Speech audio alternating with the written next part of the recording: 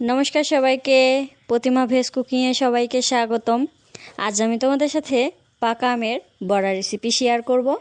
এখানে আমি অনেকগুলো পাকা আম নিয়েছি।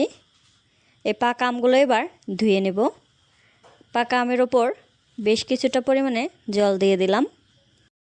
এবার ধুয়ে নেব যাতে করে পাকা আমের ওপর কোনো প্রকার ময়লা না থাকে।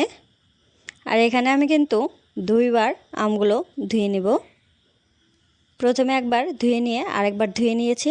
আর আমগুলো ধুয়ে নেওয়ার পর কতটা চকচক করছে। এগুলো কিন্তু আমাদের গাছের আম। এবার একটা ছুরি দিয়ে আমগুলো ছিলে নেব।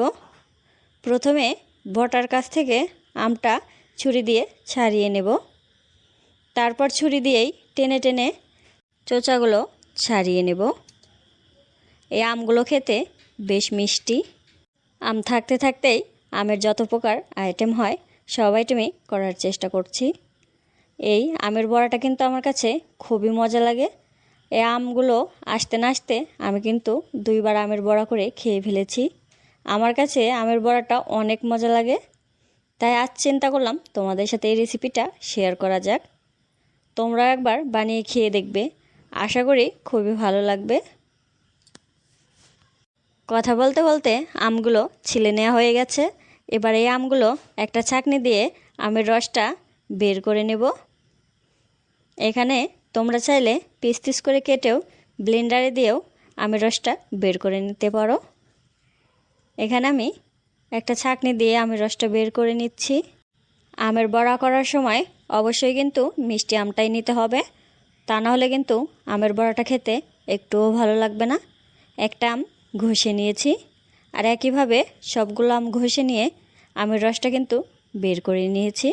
এবার ছাঁকনিটা তুলে একটু ঝাঁকিয়ে নিলাম। এই ছাঁকনির সাহায্যে করার কারণে আমগুলো কিন্তু আমার আর দ্বিতীয়বার ছেঁকে নেওয়ার কোনো প্রয়োজন নেই। আর দেখো কত সুন্দর আমের রস হয়েছে। এবার এখান থেকে আমার যতটুকু আমের রস প্রয়োজন আমি ততটুকুই আমের রস নেব। অন্য একটা বাটিতে আমের রস নিয়েছি পরিমাণ মতো। এবার দিয়ে দেব চাউলের গুঁড়া। এখানে আমি 2 চা চামচ চাউলের গুঁড়া দিয়েছি। পরবর্তী সময়ে লাগলে আবারও দেব। এবার দিয়ে দিলাম 1.5 চা চামচ আটা। আর দিয়ে দেব পরিমাণ মতো চিনি। এখানে আমি 2 চা চামচ চিনি দিয়েছি। মিষ্টিটা তোমরা তোমাদের স্বাদ অনুযায়ী দেবে। আর দিয়ে দিলাম অল্প করে একটু লবণ। যে কোনো মিষ্টি জিনিসেই অল্প করে একটু লবণ দিলে খেতে ভালো লাগে। এবার সব কিছু ভালো করে মিশিয়ে নেব।